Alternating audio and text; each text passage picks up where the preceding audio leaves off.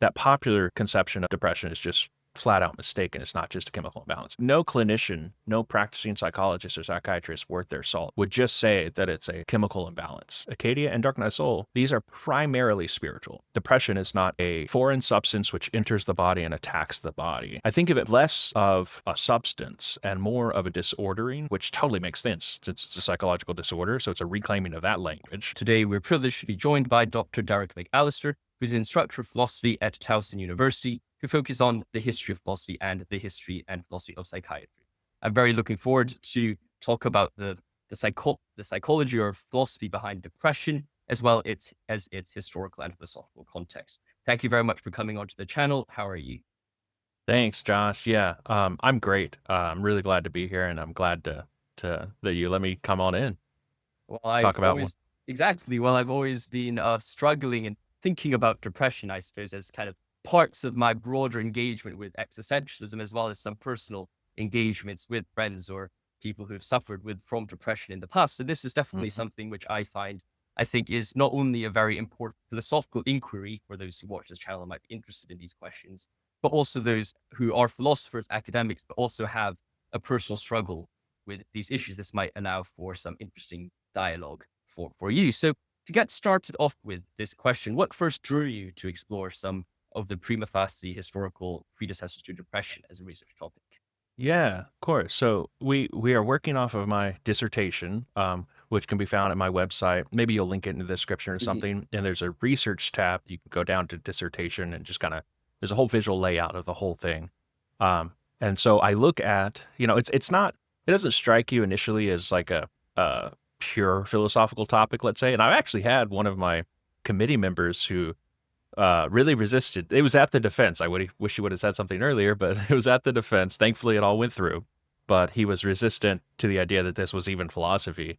And of course, my advisor was like, "No, it's philosophy. I wouldn't have signed on for it if it weren't." But what I do is a philosophy of psychology. You can think of it, or philosophy of science. There's also a bit of history in here. There's a bit of theology. There's a bit of phenomenology. So just all these different things. But primarily, I think just philosophy of psychology. So the idea here is, I'm not a psychologist, of course, nor do I play one on TV. I I'm not aiming to try to diagnose anything or anything like that, but doing this philosophy of psychology enables one to do a higher order level of analysis of the concepts within psychology. So it enables me, and my specific focus was, of course, depression, and of course, on diagnosis of depression.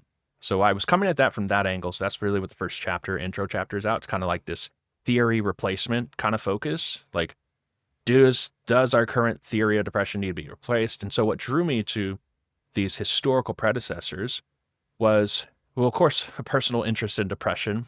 Like I said, many people don't think this is philosophy, but and I'm really I'm I'm thankful I say this that they allowed me to get away with like doing this sort of topic because I was so interested in it personally. And of course, it has a wide public interest as well. Um, and yeah, what drew me to it was I realized, okay, there's something about depression that needs to be analyzed and broken down. And I want to try to trace these historical predecessors. And I say prima facie historical predecessors because it's not necessarily the case that these are one to one directly correlated with exactly how we understand and conceptualize depression today. But I kind of wanted to give this like conceptual history of ideas. Like, how did we end up to where we are? Because most people don't realize that psychology and psychiatry really didn't begin as a formal discipline until about the 1840s, which makes sense if you think about it, because it's like post-scientific revolution. We get our hard sciences, physics, biology, you get all your taxonomies and so on. And then, okay, now we're into psychology. But that puts us in a position to be like, okay, well, what were we doing before that? And so that was my main kind of real, research question that drove me to research these. So I suppose from a philosophical perspective, would you say your project is more, I guess, broadly speaking, continental in its focus? Of course, the analytic continental divide's not a very helpful one at times, but Yeah. would you view that more as the school of thought that you are engaging with in comparison to perhaps a more analytic approach to psychology, if that's even possible? Yeah, so actually, no. So, Mm. my dissertation advisor was a Kierkegaard scholar. So and so Kierkegaard's considered Continental. He's father existentialism. Um, but he would always say, I'm not a Continental philosopher, but I do Continental philosophy from an analytic tradition or perspective. And so I consider myself to do that. I mean, there's some analysis of Continental concepts in there, but the analysis is what's primary. I tried to really be rigorous and analyze these things. That's kind of the way I was, formed, so that I don't know anything else, how to do Mhm. anything different. But yeah. Yeah. So I suppose, how do you apply that? I guess from a methodological perspective, how do you intend to apply that analytical framework towards a question which I suppose a lot of people would view as very much phenomenological first person? How do you take that analytical perspective to it? Great question. So yeah, so let's just take for example depression. You can get into causation. You can diagnose it in terms of the four causes. What's its but we often think of like depression as a chemical imbalance. You know, but that doesn't really tell us the efficient cause. It tells us maybe the material, the formal cause. So you can analyze it from that. And then if you're trying to like say, well, what is depression? Is it a thing? Is it a substance? It doesn't seem like it is. Even though we kind of use this as a heuristic, kind of nice thing to throw around, you either have it or you don't. And so it really opens and unlocks all these questions with respect to what does it mean to have depression, where you could have depressive affect yet not be clinically depressed. What's the difference there? And so just a sneak peek, I kind of now having thought about this more, I'm not as explicit about this in the dissertation, but I think of it. No, I think I am actually. I think of it less of a substance and more of a disordering, which totally makes sense since it's a psychological disorder. So it's a reclaiming of that language. But it would then be at that point, depression is not it's very unlike in any mood disorder. It's very unlike a foreign substance which enters the body and attacks the body. Obviously, it's not a physical ailment. So you can't diagnose it like that. This rules out like blood tests, that can be identified then. But it's a disordering. And so it's something, there's nothing that's come in. There's something here that's kind of been disordered. And so just a clear analysis of very common terms and phrases like that really, really helps to clear up the space, I think. That's quite a helpful framework to use. And you touch upon how you're engaging with these different fields. And I suppose when people think about depression, they might be approaching it more from a clinical, or I suppose a more pop definition of depression. How does your engagement with depression in your works kind of differ from this more clinical or popular definition? Yeah. So the clinical conception, so there are several different models that are in play here. The most dominant model is the biochemical physical model, and I'm not sure if you went I'm somewhere still here. or I'm not. still Okay, here. great. Okay, Go cool. ahead. Yeah. So the biochemical physical model is the most dominant, and it is the one that you will often hear about. But let's start with the popular conception. The popular conception is that it's just your brain chemistry. Something's out of whack. It's a chemical imbalance. I think even clinicians for this popular definitions will reject that popular definition. I think that no clinician, no practicing psychologist or psychiatrist worth their salt would just say that it's a chemical imbalance. So I think the popular definition is really mistaken. And this is why. I mean, because so if you go to the doctor, if it were just a chemical imbalance, they'd give you your vitamins or your drugs and you'd be out the door. Like, I mean, that happens sometime, but that's only certain practical reason that happened, maybe short of time or something, but they've already diagnosed you and they would never say, just do that. They probably also assume that you're exercising, you've got good social relationships and everything, because it's a multifaceted phenomenon. So that popular conception of depression is just flat out mistaken. It's not just a chemical imbalance. The the clinical, or let's say the research conception, which matches the clinical and how they treat it, is this idea of a biochemical model. And that is how, when comparing that to my work, I just assume that by depression, we mean clinical depression. Like by the term depression, we just mean the biochemical model. I didn't have to do that. I could have gone with the social model. I could have gone with the psychological model. I could have also gone with the spiritual religious model. All of these models are on offer. But eventually I kind of toyed with the religious spiritual model. But I assume, for the sake of argument, that it's a biochemical physical model.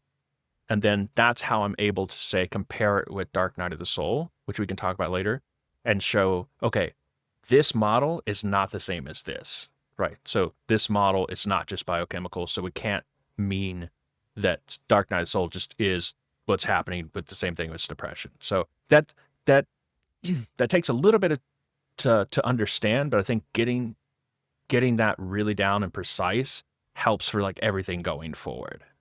Do you think this really precise biochemical model or understanding of depression helps you provide that analytical perspective of it? Because I guess if you approach it from maybe a religious model or a social model, you might almost inevitably have to approach it from a more continental or at least a more phenomenological first person perspective. Do you think that plays a role in the framing of your discussion? I think it helps, but I think it's only part of the picture. The biochemical physical model. I mean, like just in analyze it in the four causes. I mean, you don't get the efficient cause, and the DSM, the Diagnostic Statistical Manual, that's used. I think the CDC uses something. So DSM is more used in the States, and it may be used elsewhere, but the CDC uses some other diagnostic manual or something. And sorry, the WHO uses a different diagnostical manual. But they are intentionally silent on what the efficient cause is. All that the DSM seeks to identify is that depression is present. They don't care how it got there.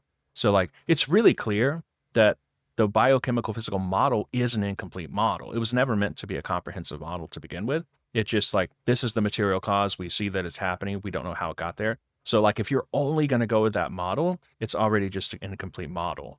So I think starting there is really, really helpful because it helps to lay out the land. It helps you to have a good starting place. And I think it is very precise, but I think it's also very incomplete. Mm. And how do you start from that model and I suppose take into consideration these further categories and ideas? Yeah. So like I said, I start with the assumption that that model is true. I don't think it's true. Well, let's say I don't think it's complete. Let's say. Um, I start with the assumption that that model is true, and then that enables me to contrast it with other concepts. So let's take the concept of Acedia, for example, or Acedia, if you like, the deadly sin of sloth. So the deadly sin of sloth, in its very origins with the Desert Fathers, from the very, very beginning, they conceptualized it not as a merely psychological phenomenon, although Evagrius of Pontus, he'll now be considered by some to be the father of psychology, but he wasn't merely doing psychology. They conceptualized it as this irreducible spiritual phenomenon that was oppressive, like on the soul, and so many people would just say, "Oh, well, he was just talking about psychological things," but I think that's doing a disservice and an injustice to the original authors to do that. And to get back to my methodology earlier, why I track these down, like I assume that what they are telling me in the historical authors are telling me, I take it at face value. I don't try to like read in and do this eisegesis into the text. I just assume that they know what they're talking about.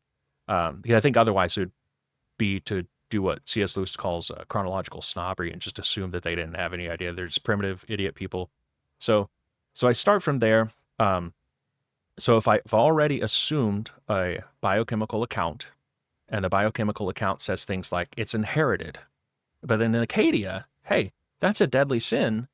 That's not inherited. Well, you can get into original sin, but like that is something that is I'm culpable for, right? The depression, if it's inheritable, I'm not culpable for that, not morally speaking. It's just a part of my genetics or something. I inherited it. But a sin is something that I am culpable for. So like you start to see these contrasts in the conceptions of these things. So it helps for that precision, if that makes sense. That's quite helpful. And it's great you raised this example of Acedia. Can you walk us through some of these pre-modern concepts that you explore in your dissertation? Because there's a few of these concepts. So can you give us a brief overview of what these are? Of course. So I run through 5 total in dissertation. I guess there was no rhyme or reason that I picked exactly 5 and why these 5. I think some of them just really leaped out at me, the ones that I knew I needed to tangle with. And one of them was Acedia. That's the first one that I engaged with, this deadly sin of sloth. And I think probably also my what I took my lead from was realizing that there's a lot of authors, modern day authors, who think that these things are depression. I think that's probably part of what guided me in choosing the things I did. So Acadia often confused for depression. So I needed to untangle that from it. And then the following chapter is on tristitia, or just sorrow. It's just emotion. But I look at Aquinas for this, and he has not a species of sorrow, but a mode of sorrow, like the way in which sorrow can manifest.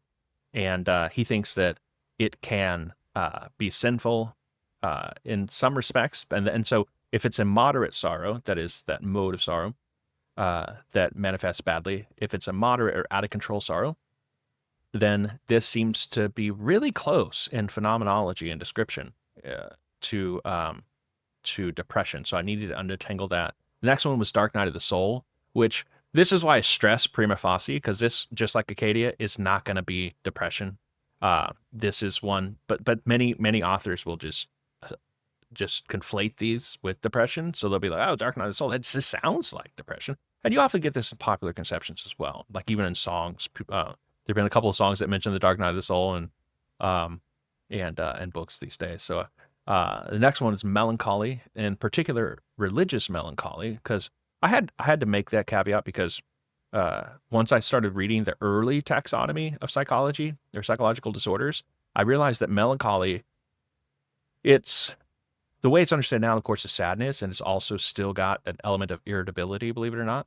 Um, Even in depression. So melancholy I chose obviously because this is the most clear connection and historical predecessor to depression. Like of among all of these, this is going to be the one that's like most closely resembles it. But I wanted to like just zero in on religious melancholy for the purposes of this project, kind of opening the door to perhaps there has a spiritual, efficient cause or etiology. So that's melancholy. And then the last chapter is on tungsindighed, which I don't know if I'm saying that correctly. It's a Danish word. It means heavy-mindedness. And I look at this one. I also look at a couple other concepts. And so this all in Kierkegaard. And so this is my really kind of a tribute to my dissertation advisor, but not only a tribute because I knew it needed to be handled with and struggled with. And I even asked my dissertation advisor, I was like, am I going to have to learn Danish for this? I was a little bit worried. He's like, no, it's fine. You're only doing one chapter on Kierkegaard. So I was like, thank God. Yes, the old languages for the dissertation is quite the old pain when they Yeah. question that. Yeah. But so I suppose you raised the Dark Night of the Soul and how that often is misinterpreted. I suppose more so potentially than these other categories. Mm-hmm. Can you tell us a bit more about what the Dark Night of the Soul is and how one should wrestle and engage with this concept? Yeah. So Dark Night of the Soul, we get it from Saint John of the Cross, who is living in the 1500s, I believe. Yeah, 1500s. He died in his 40s, so rather young. He died of an illness and I think an injury. So he is writing, though, as a scholastic. Although he's a couple hundred years late, he still has that scholastic influence. And but also he's well known. Like if you're a Spanish speaker, you've probably and gone to school in Spanish, you've probably read some of his poetry in high school because he's just that beautiful with the language. He's like up there with Cervantes. It's like one of the premier language users and poets, just like our Shakespeare in English. So and he's known for his poetry, but he starts off with it's by the same name, The Dark Night of the Soul, and then he analyzes that poem in like this really massive volume, and that's where his scholastic philosophy comes in, and he breaks it down. So, Dark Night of the Soul, though, at the very beginning of the introduction or in the foreword, he flags that he's not talking about melancholy, right? So if we assume that melancholy is the closest thing to depression, he's flagging for us that he's not talking about depression. Like he's like, I know what melancholy looks like. I'm familiar with it. This is not what I'm talking about. You may have this plus the Dark Night of the Soul, but the Dark Night of the Soul is a spiritual journey. In fact, the Dark Night of the Soul, it's called a night, but it really is a path on a mountain. The mountain up scaling the mount, the path to Mount Carmel, where at the summit of Mount Carmel you find God and union with God. So so this gets into even some more. It's interesting because it's like a scholastic rigor, but then it's also like a existential, phenomenon. The phenomenology of this, like the union with God, and he analyzes really analytically. It's a brilliant, brilliant mind, and like we don't give him enough credit, but there's a reason why he's a doctor of the church. And yeah, so he says the dark night of the soul. It's not melancholy. It is first of all, primarily a purging experience. Like you're being purgated in that first night. He splits it into 2 nights, really. So the first night is the one of purgation of the senses. The second one is a purgation of the spirit. And then all of that prepares you for union with God. And that can feel, phenomenologically, it can feel like depression. Because if I'm being purged of my senses, what does he mean? Like I'm going to go blind? No. He means like purged of the senses of consolation of the felt presence of God. So I no longer feel like God's present. Like he is still present, but I don't feel it. And so that can be incredibly, you know, devastating for someone who's not prepared for it. You don't know when this is going to happen. Um, this gets into problems like, the problem of evil. Like, why would God do something like this to us? But he withdraws his felt presence, and we're just kind of left there to sit in it. But the whole idea, I think, is to purge you of the need for these consolations, so that you don't want the consolations and the reassurances, but you want God.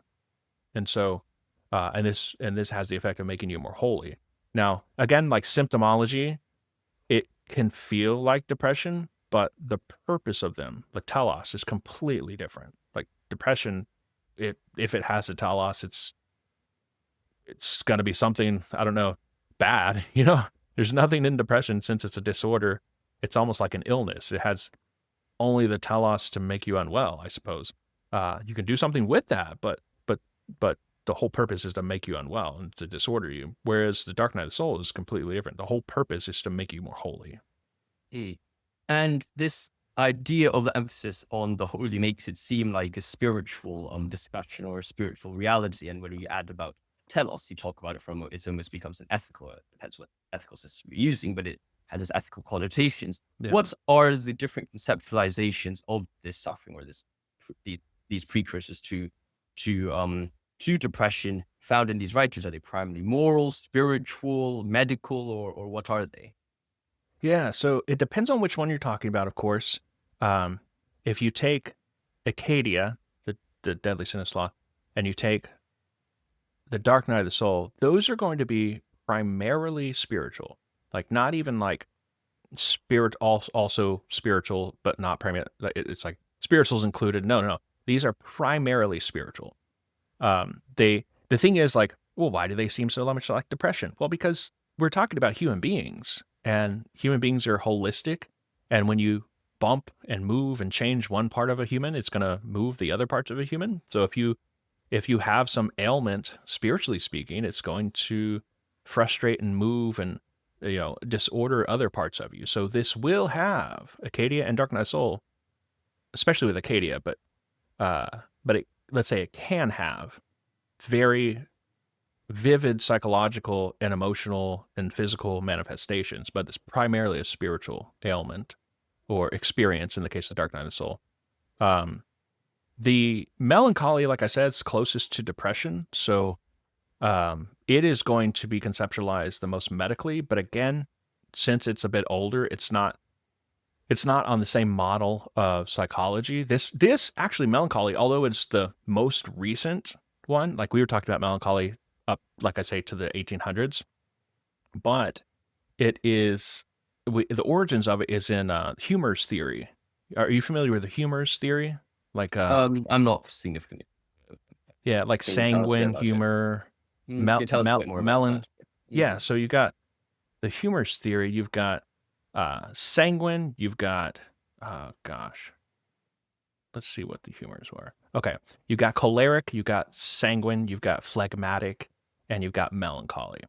So just the 4 humors. And this is really ancient. It goes back to the ancient Egypt. It goes back to ancient Greek and Roman. I think Galen was probably the originator in the West with this concept, but it probably goes back to ancient Egypt. But the idea here is melancholy is one of those ancient humors. It's one of the 4. and it literally means melancholy means black bile in Greek.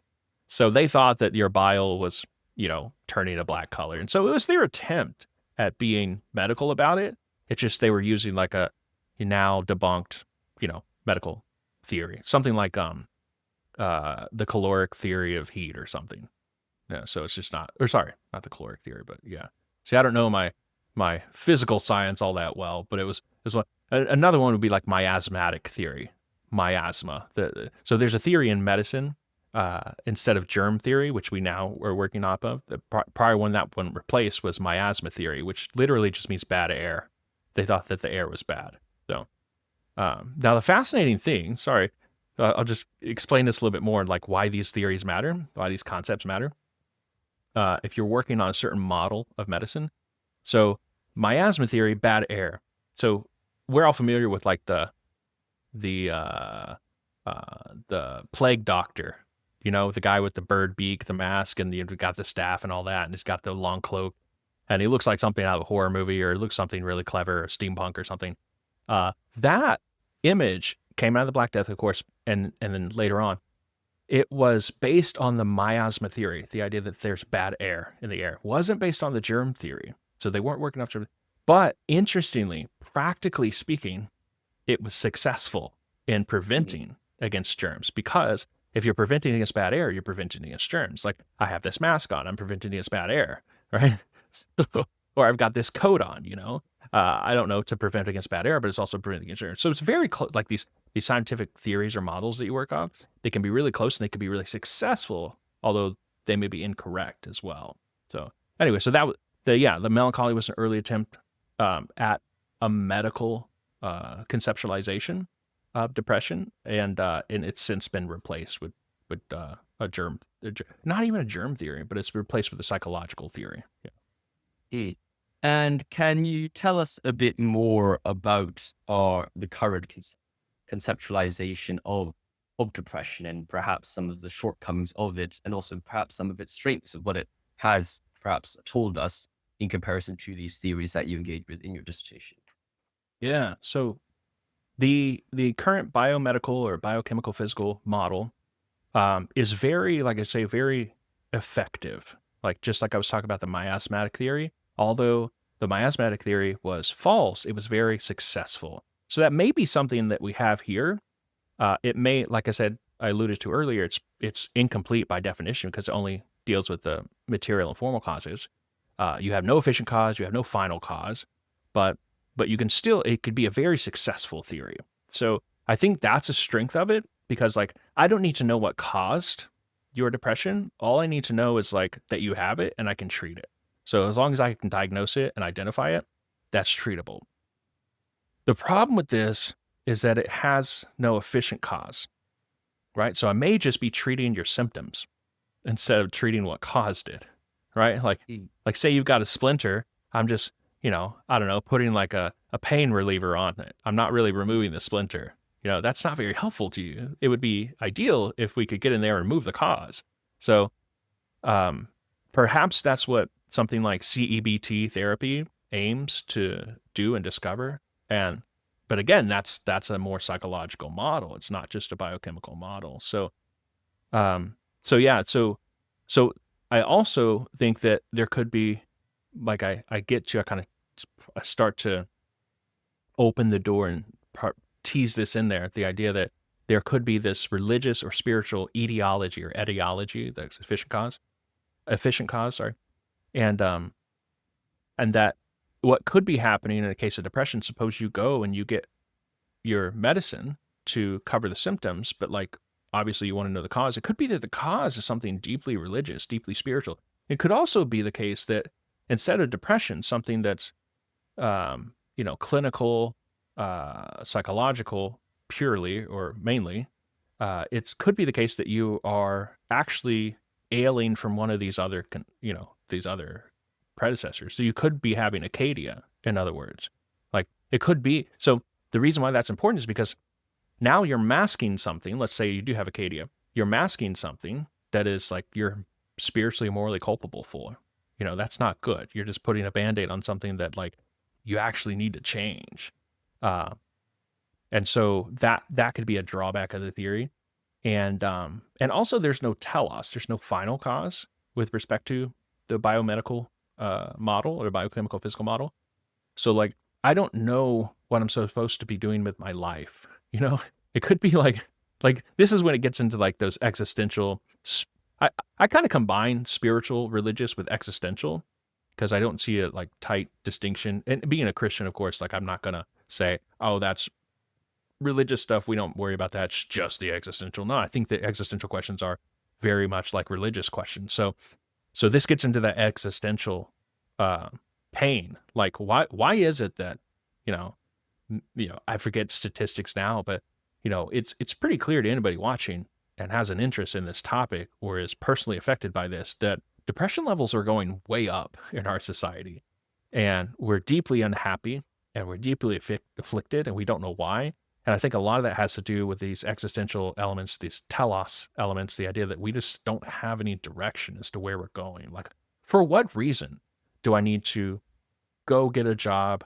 You know, I guess I need to pick a career. This is probably, you being in school, you're like it can be like very frustrating and very vexing, this experience of like, I don't know what's ahead, but like for some people that's exciting, but for others who are tinged with these depressive affect, they can get to the point of just kind of being really in despair about this. And like, there's nothing that lies ahead. So what? I fix my depression. Is that going to make me happy? And so again, on that biochemical model, you're not going to get any sense of telos. Like, let's fix your depression. For what reason? We don't know. I guess to have a good life, I suppose. But if you think more deeply about this, there's no answer on that as to why you should get better.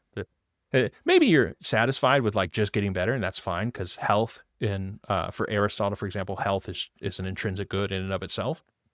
But for somebody like Aquinas, health is not merely an intrinsic good. There might be a instrumental good towards something further, namely eternity. Mm. That's quite an interesting kind of overview of why we might want to bring in these further concepts. But how do you think we can bring in these further concepts? I suppose we understand how the adds for understanding depression, but is it possible or plausible for, as a psychologist or psychiatrist, to engage with these things, which are arguably perhaps a bit less tangible? That's right. Yeah, so we would have to change a lot, I'd say. Let me just tell you a story. For example, I was shadowing a clinical psychologist for summer during this writing of the dissertation of the research phase, and uh, and I asked him. I said, suppose, and he was open to the idea. Suppose that these people coming in for depression are, you don't know the cause. You're not here to treat the cause, but let's suppose that the cause is something spiritual or religious, like, or existential, let's say. What would you do then, right? Because you're only going to treat the symptoms and they're going to be right back out the door. Like, is that enough? Like, what would you do? Like, as a caregiver, do no harm and do good. What would you do? And he said, I would send them to my uncle. And I was like, hold on, wait, tell me more. And so he said, I would send them to my uncle because my uncle is both a clinical psychologist and an ordained Baptist minister. So he's like, I would send them to somebody, in other words, that has expertise in both areas, And so that's rare today, of course. You're not going to get, especially without these hyper specialization, once you get up into like high enough education, you're not really going to get somebody who does both really, really well. So it's interesting because going back to how they conceptualize these things, if you just think about the 17th century and the 18th century, they were called divines. The divines, a divine is somebody who's like both a theologian and a pastor. It's like very rare. But anyway, so these divines from the 17th and 18th centuries, they were all in unanimous agreement. They realized that melancholy, religious melancholy, was something physical, but sometimes it could be something spiritually caused. And they were very candid about like what you should do in these cases. They say, if it's physical, go see a physician. Listen to your physician and obey him. Do what he says. But then they said, if it's spiritual, you better be going to your pastor or your priest. Like, you can't just be going just to a physician for that. the whole problem is like, how do you know which is which? And then you're like relying on people to sort of just, I guess, evaluate them themselves personally. And that's really, really difficult.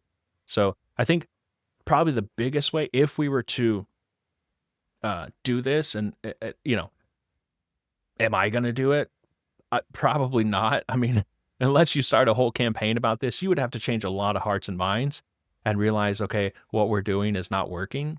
I think we're to that point that what we're doing is not working, but you would also have to break down these barriers of naturalism and materialism and help people understand there might be the possibility of there might be this spiritual world out there, or at least, put it in existential terms. Like we're already doing this with counseling. So why not, so I think that's probably a good model, a good way to go. This idea that we can combine medicine with counseling. I think that's a nice harmony. And it might be leaving out certain things like Dark Night of the Soul and Acedia, something that might be culpable for as in Acedia, or something that might be religious, spiritual experiences making you holier. That's being left out unless you go to like Christian counseling specifically. But even then, I think a lot of therapists and caregivers aren't really attuned to these issues. So it's really about making people aware that these are possibilities that are out there. And I think you could probably do that with some training. Just that would be the easiest thing to do. Yeah. And I suppose there's two sides of this, right? There's the person who you go to for advice, or the psychologist or psychiatrist that you're engaging with. They might be well trained in this. However, there also is the perspective of, well, the average person feels depressed, they feel down, or they feel struggle. They struggle to engage with this complex wave, and it's kind of difficult to expect them to have access to this knowledge. What do you think are some of the ways, apart from, I guess, informing those who do have to get the education to reconceptualize their whole field? How do we help those who actually are struggling with these problems, or they feel like the modern categories don't really apply to what they're going through? How do we help the individual from the individual? What can they do?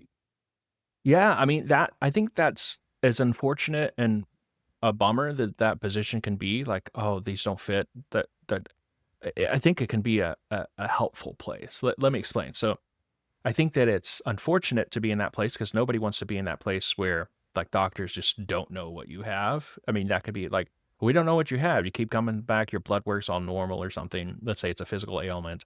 And we don't know what cancer you have, but we know something's wrong. Like that can be really, really frustrating. I totally sympathize with that. However, it could also be very good in the end because it could be something that makes you stop and realize that something deeper was wrong. Or it's like suffering in general.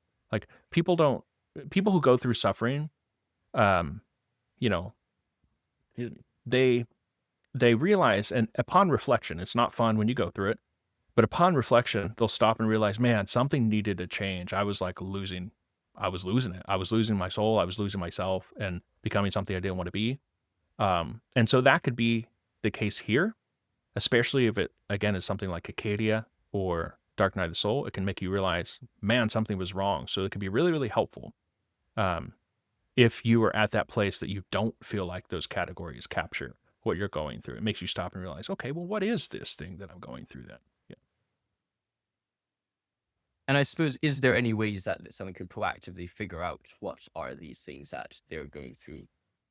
Yeah, that's the thing. I didn't spend enough time, unfortunately, in the research part figuring that out. So anything I do would just kind of be any advice I'd say would just kind of be off the cuff here. And trying to rack my brain as to what people said. I think, especially reading the people on Melancholy, the 17th, 18th century divines, they would say something like this: that you want to get counseling, you want to listen to your pastor, but obviously you want to make sure that your pastor is someone you can trust, who's open to these ideas, just like they were. That it could be spiritual and something physical. I think having wise counsel, right? So, trying to figure this out all on your own is just not going to work. And I think, man, I wish I had this passage queued up, but they at one point had said something to my recollection that that you are not necessarily trustworthy in evaluate this. Oh yes, this was in a section on. It's interesting because these all appeared in sections on Christian ethics, and then they talk about religious melancholy, and you're like, why are they talking about ethics and so on? Because melancholy makes you so afflicted, and it makes you think that you're just not. It's much like scrupulosity. Makes you think you're just not worthy of love. Makes you think that you're a terrible person.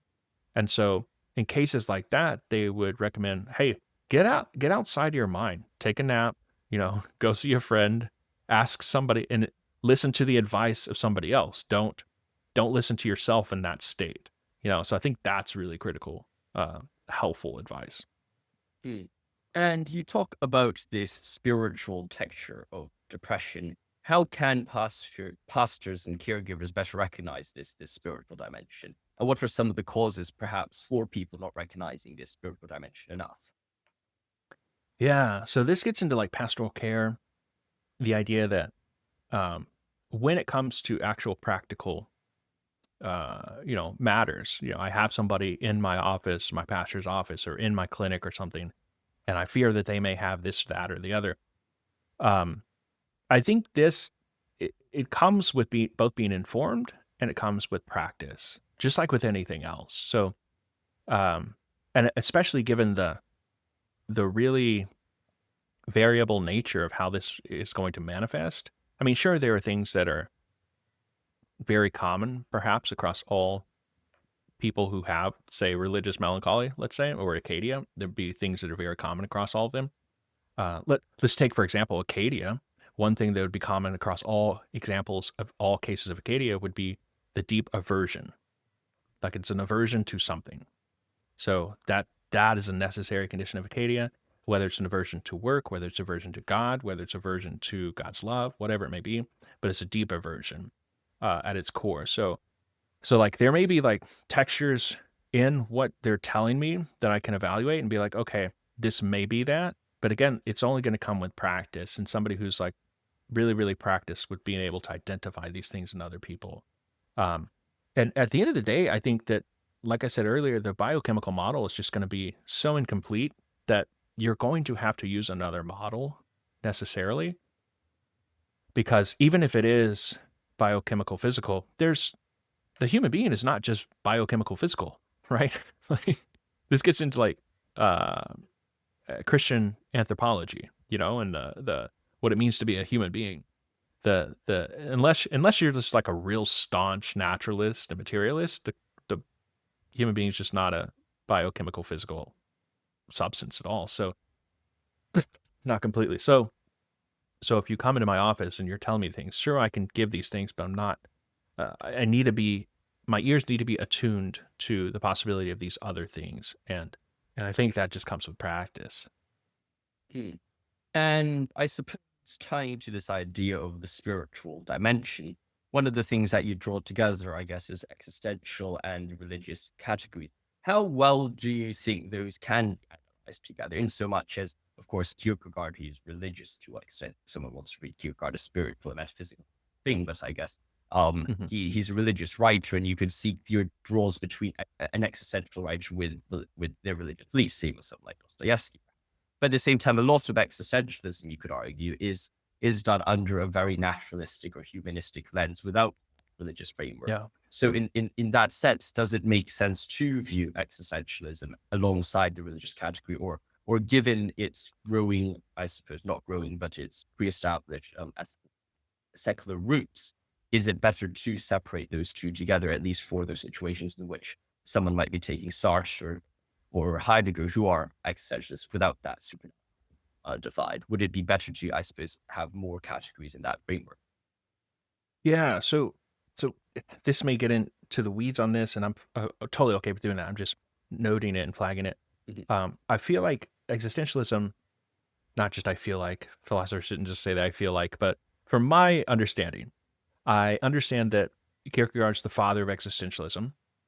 That it began in in terms of not just so secular existentialism is something quite different, but it really Mm. arose out of this movement. So Christian existentialism, why is it existentialism? Because it deals with the subject.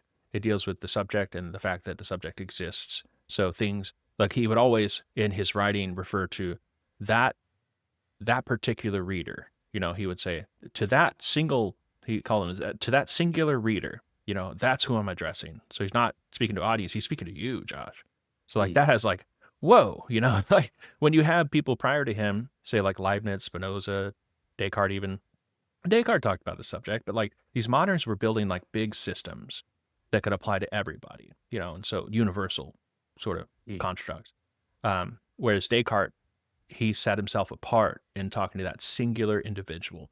Um, and that singular individual who is lost in the world somehow seems somehow incomplete. And this is really like the first time I think in history you sort of get this analysis, as a movement, let's say. Uh, and this is led on to the present day. Now, I think secular existentialism is something quite different. It's my understanding that it arose out of nihilism or nihilism, the idea that there's no God, that nothingism, that nothing matters, there's no values in life, and so you could accept that, which is totally pessimistic and depressing, or what many people do is they're like, I don't accept that, I reject that, so I want to find value despite there not being value, find purpose despite there not being purpose cosmically. And so this is where you get the whole existence precedes essence. So you get the idea that I'm going to exist first, and I'm going to determine for myself what my purpose and what my aim in life is, and I'm going to just to create that for myself. And that's a very atheistic and secular way of thinking, totally different what Kierkegaard's doing, but it's still in that same spirit. Like it's very self-focused, not in the sense of being egoistic, but self-referential, let's say.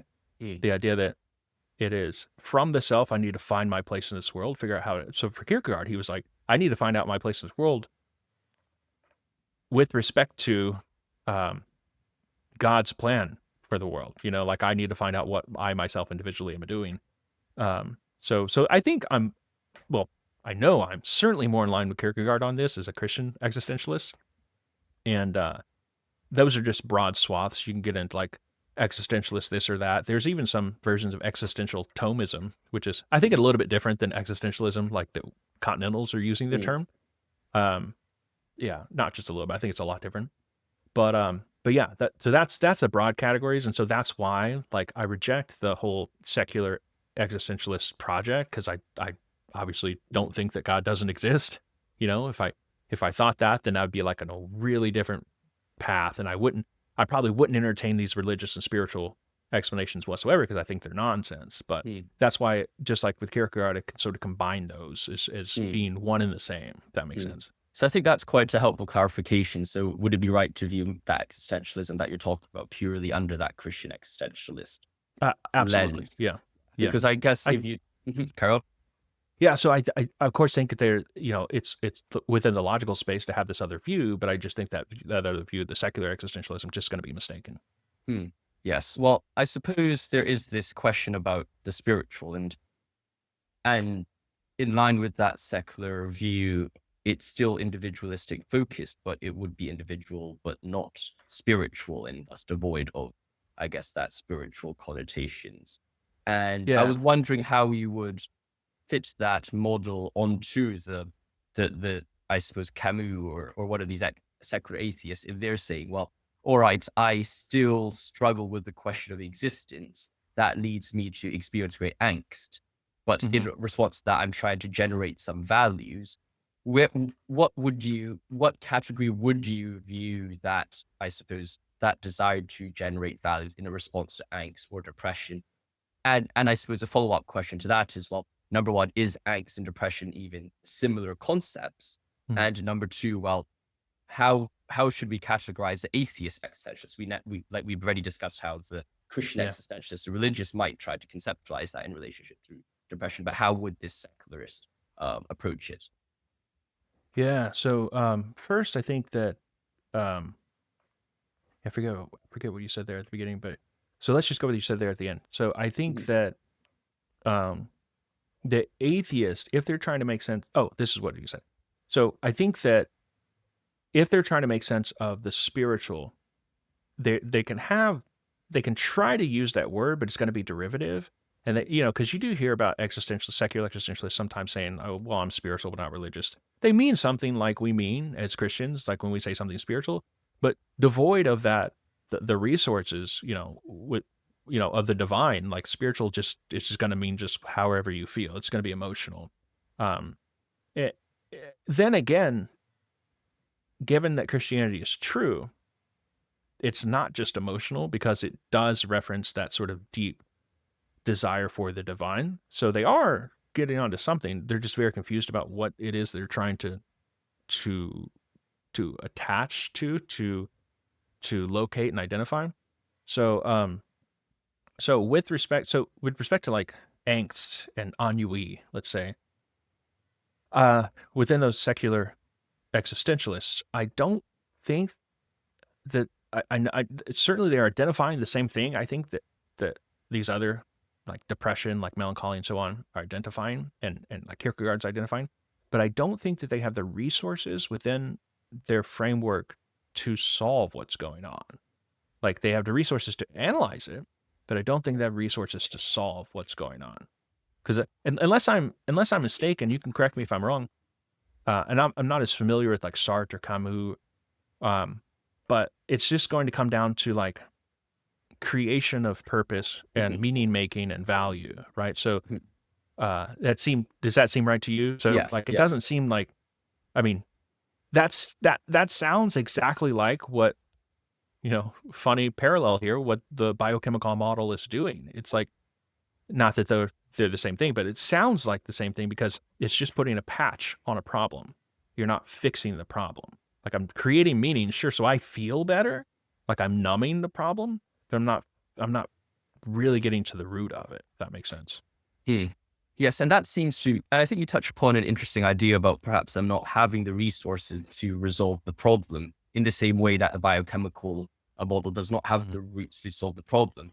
In some ways, do you think this is a way in which, I guess, the spiritual becomes, or at least the religious becomes a more significant or robust theory in which there are there are ways, this might sound controversial to the secular viewer, but there are some things or some recourses which religion allows the individual to have, which simply just is inaccessible to the non-religious, and that these are not just small tools which may or may not have a very big impact on the bigger picture, but these are some very, very big things that are being missed out upon if we don't look at it from a religious perspective. Do you think that's the right kind of identification of the landscape?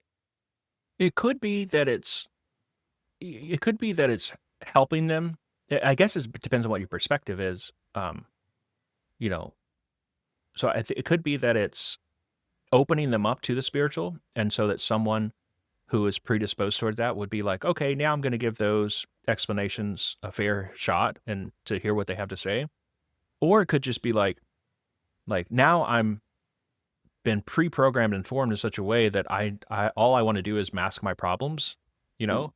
And so, yeah, the biochemical model then that seems right to me because that's what I do in existentialism.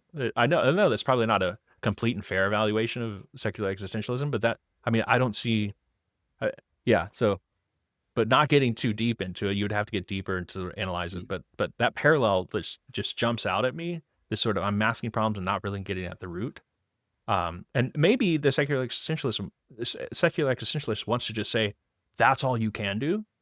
Mm. Um, and so, but I don't think that that's all you can do. Yeah, Mm. That is quite fascinating, and I suppose we've gone down a bit of the tangent with this existentialist. But I think yeah, of it does help understand, I suppose, some of the course. frameworks of depression. Now, as I slowly wrapping up this interview, I was wondering what implications do you think depression has on some discussions in religious philosophy, like the problem of evil and theodicy, because I suppose depression and evil and suffering go hand in hand. How does one take that picture of evil or depression and apply that to theodicy, to the problem of evil? But also, how does one take or use the resources of theodicy perhaps to address perhaps some of the religious and psychological implications of, of, Yeah, of good. depression? So I think it's worth saying that if you are working on strict biochemical model, and you're a naturalist the view on which there is no God, it's just nature, the natural world that exists, then there is no problem of suffering for you. There is no problem of evil. It has no effect. Again, it's inherited. No one is to blame. No one's culpable, and it's just something that happens. And I think there might be some resources there to say that's a deeply unsatisfying predicament I find myself in. There has to be something, that explains the suffering of what I'm going through. And I think perhaps this might be a door to other uh, explanations other than naturalism on this. Yeah, so the problem of evil is really only a special problem for the theists, specifically the Christian theists, uh, like myself, and a good omnibenevolent God who is all powerful and could do away with these things. And yeah, so on certain conceptions of depression, it's going to have, I think, more vivid ramifications than others. So on depression, I don't think that you need a very special, so a biochemical model of depression, I don't think you need a particularly special explanation as to why someone is going through this, because again, it's just inheritable, part of your biology. It would get into, you would need some explanation, but nothing that's more special or greater than, say, um, I don't know why I have a bad back. Should I blame God for that? You know what I mean? Like, I mean, it's just kind of the roll of the dice in that case. So nothing that's any particular special. There are certain types of the dark night of the soul, however, that are, I think, do require a special response for the problem of evil. And this is not something that we've talked about yet, but I think rather than just two forms of the dark night of the soul, you have the dark night of the senses, dark night of the spirit. I think there's a third one, and I elaborate on this in my dissertation. I think someone like Mother Teresa is someone who went through that third one. So let me briefly explain. So the first two nights, like I mentioned earlier, they're all about purgation and becoming holier. The third night, and St. John of the Cross does hint at a third night, and it's really unpacked, I think, by Father Reginald Garrigou-Lagrange, who really does this. I think it's in the, I forget. I think that Three Lives of the Interior or something like that. But the third night is something that's not necessarily purgative, but it is reparative. That is, my suffering is not for myself, that I'm being purged of this. And again, it's like just for suffering for the purpose of making me holy. So it's really a good thing that I'm going through that, although it hurts. So it's not just that I'm suffering, but I'm suffering on behalf of others. That's that reparative third night. And I think a situation like that requires a far greater and more special response to the problem of evil. And I've really not worked this out, but it seems right to me that it might be fair to say, God, well, I mean, if you're going to have me suffer for something I've done, that makes sense. But having me suffer for like other people, like, you know, but this gets in, of course, like I think a fair, a good response would be something like, well, that's what it means to love God and to be like God who does love and loves everybody, not just oneself. And so again, that forming in holiness. Um, but yeah, it's not something I've worked out, but you see the difference there. All that to say is that there are going to be different responses to the problem of evil, depending on what conception of depression, or I like to put it in terms of depressive affect. What conception of depressive affect you're identifying, there are going to be different problems, responses to the problem of evil. That sounds quite good. And I suppose for tying back to the very earlier question about the analytic and continental divide, one of the ways in which we approach it from an analytic perspective is it's very much top down. We look at the problem, we analyze it from the top down. Is there any ways in which, since depression is such, I suppose, is a top down, but also a personal thing? How does one balance those two in their research? How does one try to account for the experience of the individual, which may, although in 99% of the case may apply to most people, might just not apply to that individual soul? How do we come to an understanding of that individual suffering?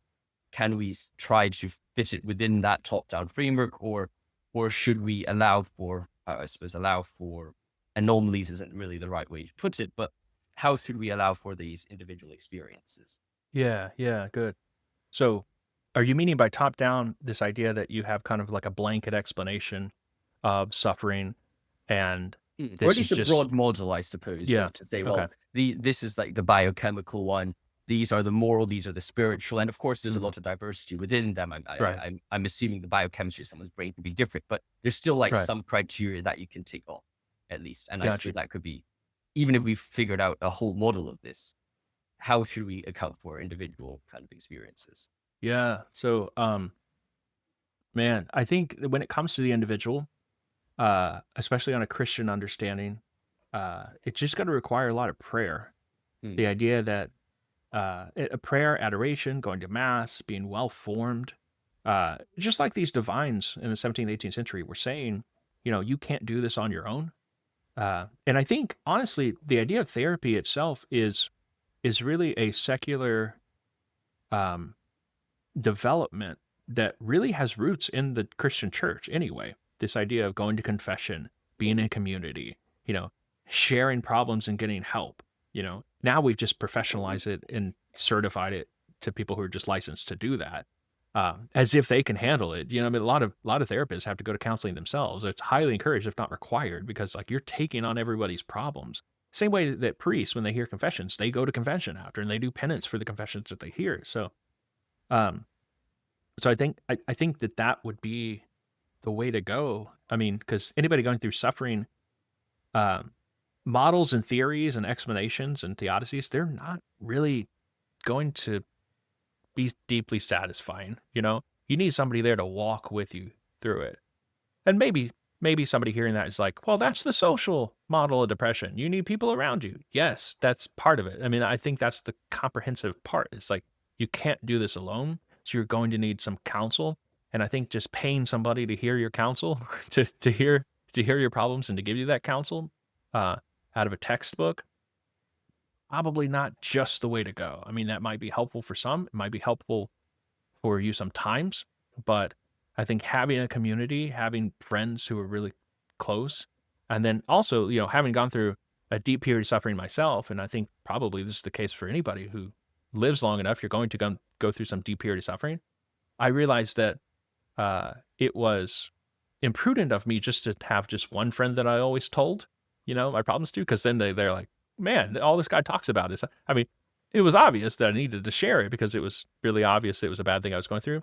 But like, seemed to be able to need to like balance out and rotate my suffering through people so I didn't overwhelm just one person. So you need close people, but you also need more than just one close person to be able to spread out that among them. Yeah. Mm. That sounds like a very interesting and important message and idea. Slowly wrapping up this video, is there any further, I suppose, ideas or things that someone should keep in mind when they're approaching the philosophy of depression? Yeah.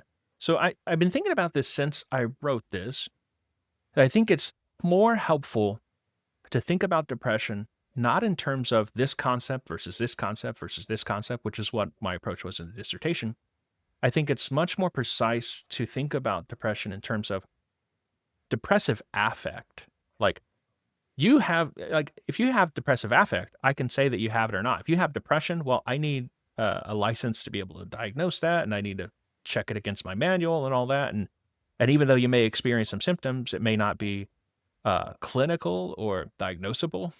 But I think what I can say about it is that depressive affect is present, like you are Mm, feeling a certain way, and then if you get that down, all of these that's something that they all share in common. All of these previous historical predecessors all at least have some element of depressive affect. They don't have all depression, but they all have depressive affect. So now we've got some degree of similarity between them. And then we can talk in terms of like, if we were making a pie chart, it could be like, okay, well, this part's clinical, this one, this version of depressive affect, if you have this degree or this uh, vividness or extreme, when it becomes really, really bad, then it's this kind versus this kind and this kind. So I think that's probably in published material going forward. That's probably how I'll approach this. But of course, this was a necessary project to begin with in order to diagnose and analyze the concepts. mm. That's quite helpful. And if someone wants to get into more of this philosophy or understand this field, where would you direct them, or where would you suggest them go? Yeah. So I can point you to my website, which I hope you link in the description, of I course, but will indeed. it's Derek-McAllister.com. But there's like 1,000 ways to spell Derek. There's 1,000 different ways to spell McAllister. So it's not exactly helpful. That's why it's good to see it written down. But you go there. I've got, like I said, the dissertation under the research tab. The dissertation's publicly available through a database, ProQuest, but you should be able, if you can't find it, just email me. And my email's on my YouTube channel, or I think it's also on my CV on my website. But anyway, there's ways to get it. And not just to read my material, but the bibliography is a wealth of information of everything that everything that I've included here, every possible anything that you've ever wanted to know about this issue, anything we've talked about, and anything beyond what we've talked about is all there. Wonderful. Well, thank you very much for coming onto the channel. Absolutely. I very much enjoyed this discussion. I hope you have enjoyed it as well. Like always, if you want more ideas, concepts, or discussions, then make sure to let me know in the comments below so I can find those interviews for you. Thank you very much for watching once again. God bless, and I'll see you in the next video. Amazing. Thank you for coming onto the channel.